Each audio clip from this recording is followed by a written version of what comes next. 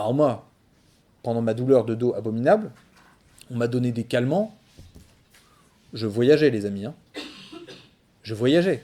Et même de manière un peu terrible, au fur et à mesure de l'année, je me disais, merde, je deviens accro. Ça a été une expérience terrible, hein, pour moi, hein. Au moment où je me suis rendu compte que je devenais accro, j'ai décidé de me sevrer. Tout seul. C'était horrible. J'étais en position fétale dans mon lit, en train de trembler et transpirer comme un malade. Pendant 2 jours. À avoir mal comme jamais, tout simplement parce qu'en fait, on m'avait donné des antidouleurs qui, finalement, réglaient ma souffrance. M'empêchaient de penser à ma souffrance. Plus ou moins d'ailleurs, parce qu'en fait, ça marchait plus ou moins bien. Mais par contre, ça me rendait accro. Et oui, parce que la personne qui souffre et qui s'évade, eh bien malheureusement, cette évasion peut devenir une nouvelle prison.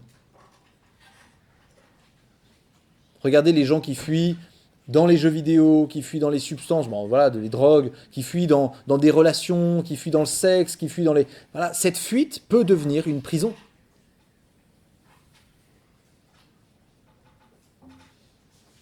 Et donc vous voyez, dès lors qu'on est dans les passions humaines, on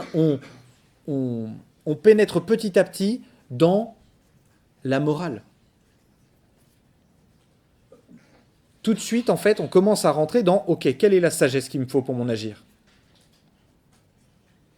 Et alors, je me suis fait engueuler, évidemment, par le médecin, qui m'a dit, mais vous êtes malade d'avoir arrêté d'un coup. Je lui ai dit, mais vous êtes malade de m'avoir donné ces trucs.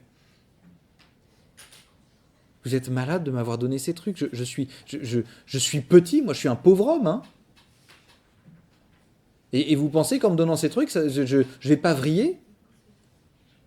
Il me dit, c'est vrai qu'il faut se méfier parce qu'il y a une accoutumance. J'ai dit, non mais vous êtes malade, vous ne m'avez même pas dit avant. C'est des antidouleurs, vous m'avez dit. Non, non, c'est pas des antidouleurs. C'est des dérivés de l'opium. Donc en même temps, il y a un moment où faut prévenir, quoi. Et vous voyez, en fait, ce genre de choses, il y a une sagesse humaine de la gestion de ses propres émotions.